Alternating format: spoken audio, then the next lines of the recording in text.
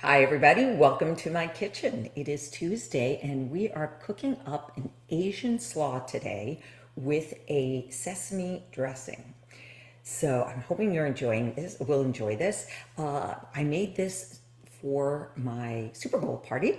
Hope everybody had a good time this weekend.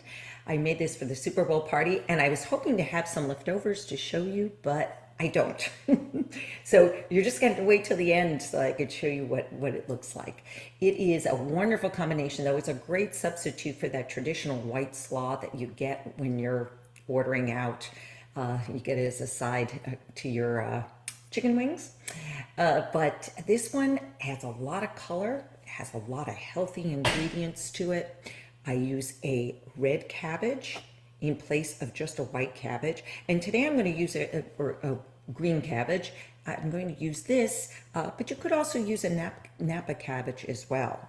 But as you can see, there's a lot of different colors that are going into this slaw. I have carrots here, as well as red pepper and some green onions for a little bit added flavor. All of these, as you know, and if you've listened to me before, the more color there is, the more nutrition there is in the dish. Compared to that white slaw that you get, this one is going to have a lot of color and more nutrition. And not to mention a fun flavor, because I'll be adding a little bit of sriracha to it, which adds a little bit of heat, as well as some vinegar, apple cider vinegar, and a little bit of honey just to sweeten it up a touch. And of course, as I was saying, I will be adding in sesame seeds, but also some almond butter, which gives it a nice, smooth, creamy flavor. So in order to get started, what I'm going to do is I'm going to work on the slaw portion, and then we'll work on the sauce. Real quick, real easy, especially if you have a food processor. So what I'm going to start with is slicing up my cabbage. I have a slicing blade here, as you can see. This is a double blade. On one side you can grate, and on the other side you can slice. So I picked the thicker slice for the cabbage. And I want to do about a combination of 2 parts of the green cabbage to 1 part of my red cabbage. And I have about a quarter left of this very small head of red cabbage, and I think that that's going to be just enough for what I need today. You can see I still have the core in here. I'm going to just kind of cut along that edge and get a lot of that white core out of there. I don't want that much in there. It kind of doesn't slice up very well. Some people say it has a little bit more of a bitter flavor. I've taken off slices on the outside that might look like they're a little bit damaged. So I'm ready to go with this. I'm also going to cut off the bottom here where the stem was on the cabbage. And I know the thickness of my shoot, my feed shoot here. Let's see whether this doesn't quite fit in. So I'm going to slice it lengthwise this way to make it a little bit thinner. All right. And I might even be able to, no, maybe not quite. I'm just going to feed one section in at a time and give it a pulse.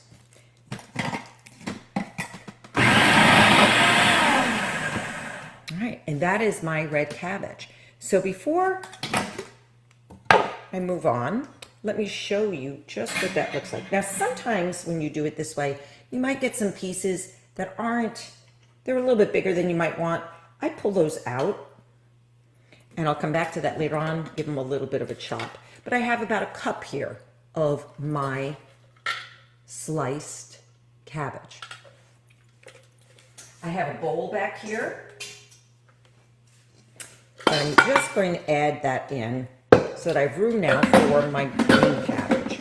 And I'm going to do the exact same procedure with my green cabbage.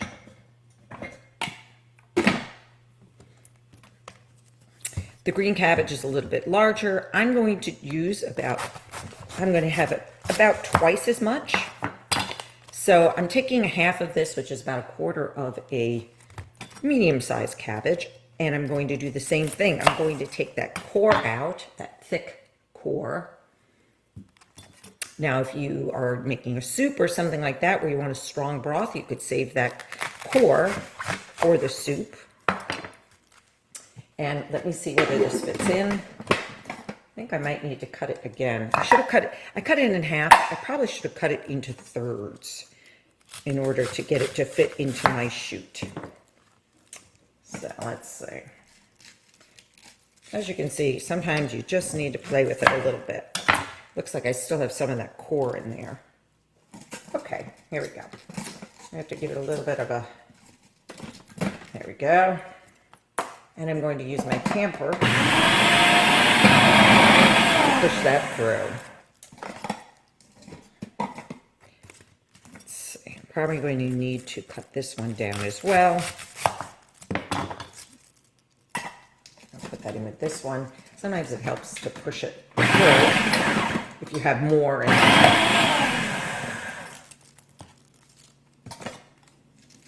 So this is a very quick way to slice up your cabbage.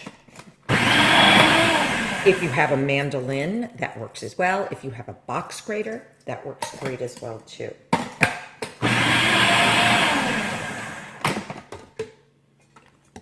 So I should have about twice as much, and it looks like I do, of my green cabbage here.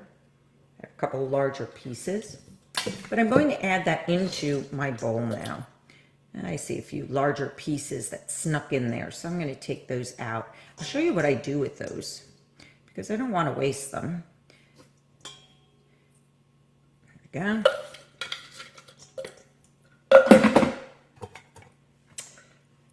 Okay. I'm going to put my blade back in, but I switched it over. I flipped it over because next I'm going to be grating my carrot. So let me just put that in there. But let me show you very quickly. So I had these few pieces at the end that were a little bit bigger. I don't know if you can see it well enough. Let me take this up to show you. Okay, so I'm just going to put it in a little pile, and then with my knife, shave through very thinly. Watch those fingers when you're doing this. It's always tricky when you have little pieces like this. Okay. So now you can see these are the consistency of the rest. I'm going to throw those back into the bowl. And that's great too, because then when you're enjoying it, you're not getting big pieces that will detract from the enjoyment of the dish. All right, so our cabbage is now in. I'm going to move, I have a little bit of cabbage left over. I'm going to have to find another use for that. Clean up my area here a little bit. Clean up my cutting board. Okay, so ahead of time, I peeled my carrots and cut off the tops and bottoms to them. I put the peels, it's an organic carrot, so that I put the peels into the freezer because I save them for making a broth. I'm going to take my carrots here, and I know the height of my shoot here, so I'm cutting the carrots in half so that I can put in the carrots and they don't topple over. Isn't that great? And then I'm going to pulse them just the way I did with the cabbage.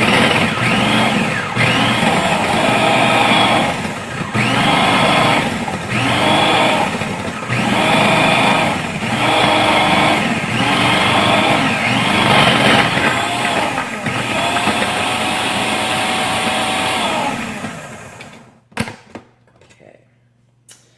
Just clean off my lid here. And as with the cabbage, I have some leftover pieces. Later on, I might go back and slice those just like I did the cabbage. But here you have your grated carrots, which now are similar in consistency, in texture, I should say, as the cabbage. So we have our 2 cabbages, we have our carrots. Now let's add in some red pepper. So all of these have different phytochemicals, nutrients that are good for our bodies. Basically, they help our cells function optimally. Many of them have antioxidants, which are actually anti-aging factors that help our cells stay younger and function normally. So I cut my red pepper into, this was the shape of my red pepper, I got it at the farmer's market. I cut them into more like julienne strips, but large, wide strips. In order to get them small enough, I'm just going to take a bunch of them and turn them sideways and cut across the length. And we'll do a few at a time here to save time. I'm cutting them at about a 1/16 of an inch thick, maybe an 1/8 of an inch thick. But again, I want to mimic that thin slice of the shredded carrots and the cabbage.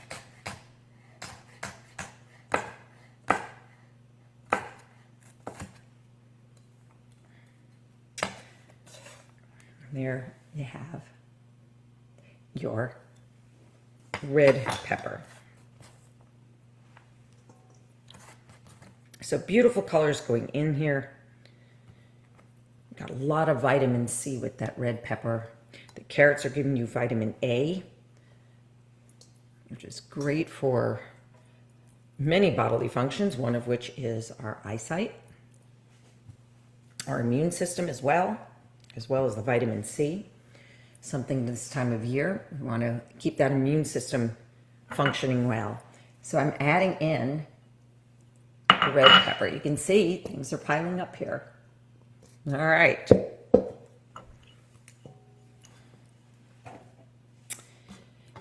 Now, one more thing we wanted to add is a couple of scallions or green onions.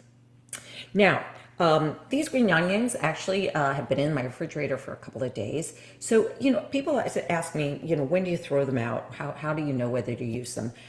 If the outside is just dried or looking like it's getting too old, I just peel off the outer leaves. That leaves a nice, tender inner core.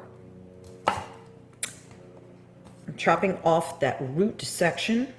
And I'm going to slice, again, very thinly through the white parts and into the green. And I use the green as long as they're tender. If they look tough, I will take them off as I go along, like that one, and just cut along. So I'm using most of these green onions. You can see these are the tips that are left over. And I will actually use those in my soup, making my stock. Okay, so we now have everything that we need for our slaw portion of this coleslaw. Now I mentioned that with this dish, we're going to get a nice heat from adding in sriracha. If you don't have sriracha, you can also use sliced jalapeno. All right, I had some left over from our tacos yesterday, but since I'm going to use the sriracha, I think I'll hold that off and use them for something else, like more tacos. Okay, I'm going to leave this carrot for later. And grab that little serving dish and put that in there. I'm going to chop those up later on and add them in. All right, so let's take a moment and toss our ingredients because I want to show you how beautiful these colors look. And they will hold up well under this sauce. Look at that. Isn't that great? Oh, love it. All right, let me just put aside my processor here. Get that out of the way. Make room for making our dressing. Okay, so hope you're all enjoying this. This is just an empty jar. I like to mix up dressings in a jar because I can shake them, but you can also do it in a bowl with a whisk. So I actually am going to do 1.5 the amounts that I used for my weekend dressing. And then I'm going to just add in until it looks like it's a good amount. I'm going to start off with, I actually have some avocado oil here. Olive oil will work as well. I want to add in 3 tablespoons of this. Avocado oil is nice, it has a nice light buttery flavor. Some find that in Asian dishes, the olive oil is just a little bit too strong. I understand that. All right. So I added in 3 tablespoons of my olive oil. And now I'm going to do 1.5 tablespoons of my almond butter.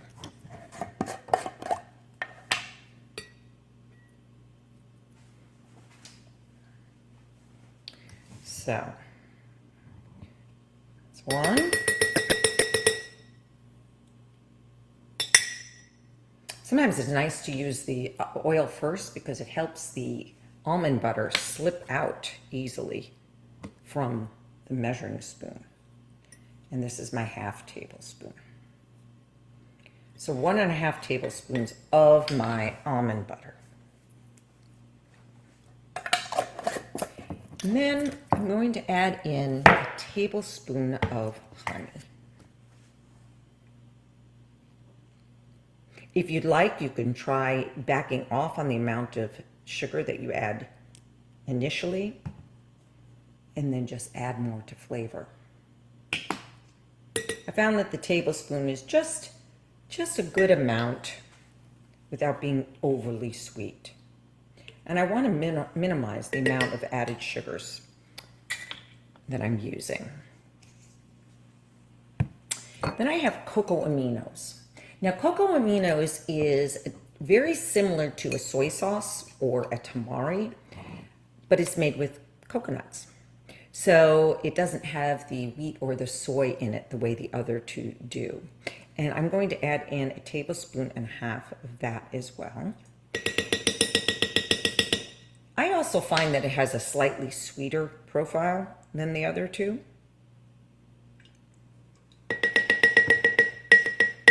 And you're perfectly welcome to substitute in, if you have a tamari or soy sauce instead of the cocoa aminos, you could use that as well. All right, and next we're going to add in 2 teaspoons of some apple cider vinegar.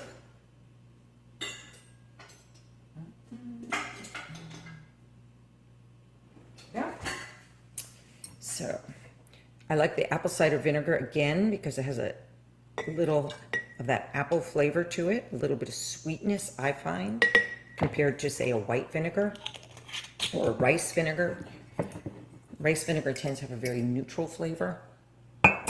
Okay, so we did our apple cider vinegar, and now I want to add in some sesame oil, some toasted sesame oil.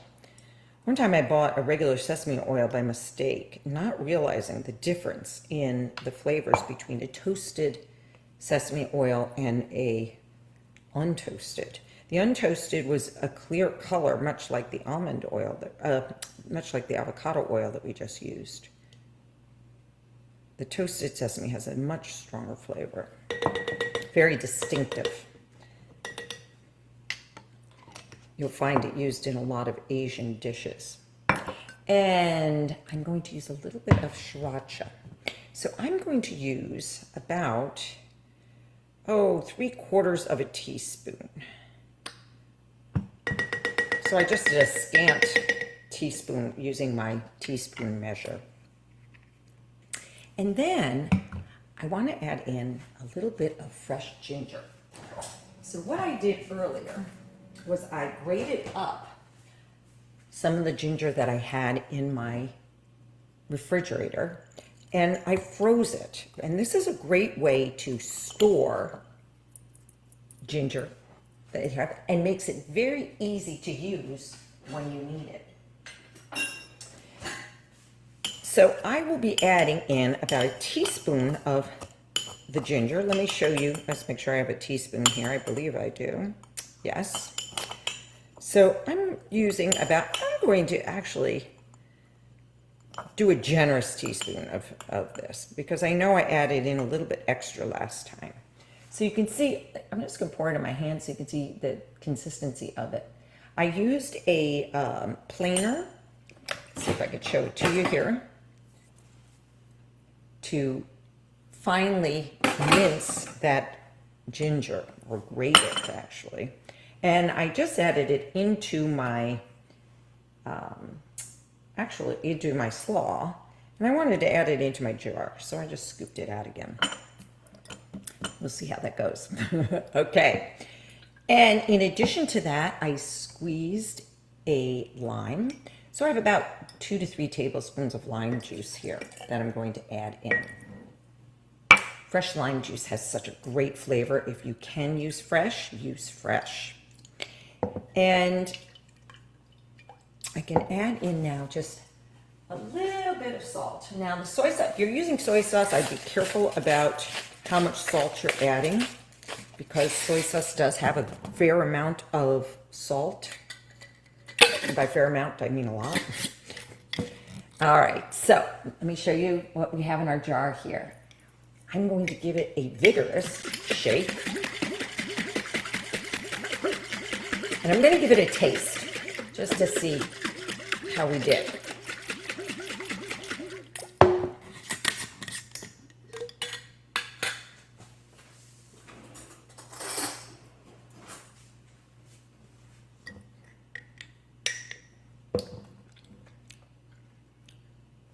Well, that's good.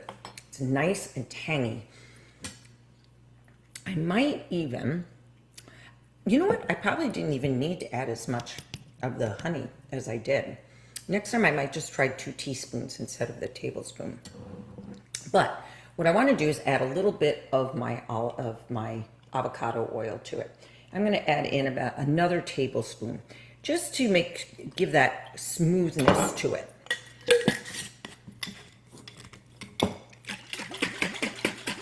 And I might add a little bit of ginger, but I might add that afterwards while it's in the dish. All right. So now I have what looks like about, maybe just under a cup, maybe about 3/4 cup of dressing. I think I probably will pour on about a 1/2 cup and toss it and see how we're doing with the dressing.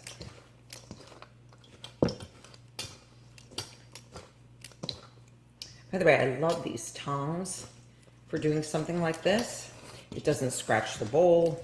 It really grabs. Oh, this looks like a good amount of dressing. And I'm just going to take a little pinch and see how it tastes.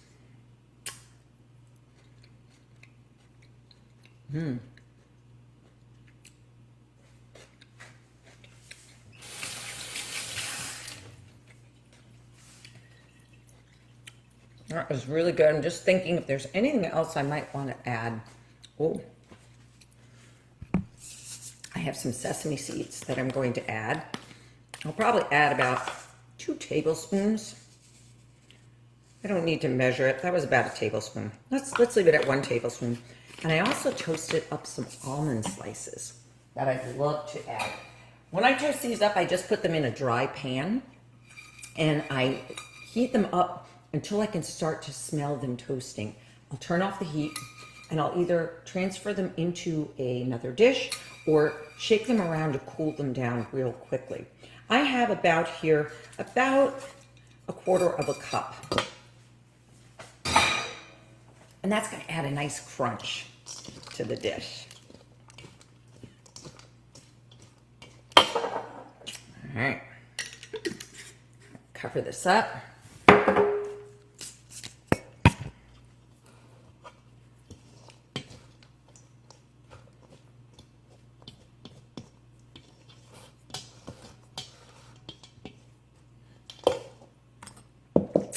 And let's take this out and do a taste test. So, all right. So thank you, Debbie, for leaving your bowl here for the Super Bowl, because it's going to make the perfect bowl for this dish. So thank you in advance. I will wash it and get it back to you. So here is the finished salad. Oh, it just looks fabulous. And it looks gorgeous in this little bowl. Now, I ran out of cilantro. You could add cilantro into the salsa itself, the slaw itself, or you could just put some on top as a finishing touch. You could also add a few more of those sliced almonds or sesame seeds. I'm going to add a few of the sesame seeds on top.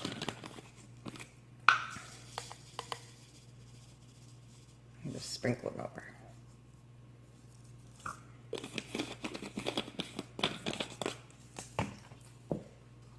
There we have it. All right, now the final test though is, how does it taste? Now, what's nice about this dish is if you let it sit for a while, the flavors blend more. But for the sake of the show, let's take a taste right away. Oh, that's really good. I love having the sesame seeds on top. So much fun. I hope you get a chance to try this. It certainly is such a healthy substitute for your traditional coleslaw. And it looks pretty too. Look at that. All right, so I hope you enjoyed today's show. I hope you get to try this dish. If you have any suggestions on substitutes for a traditional dish that you like but would like to make it a little bit healthier, let me know. Maybe I'll be posting it and doing it in a future show.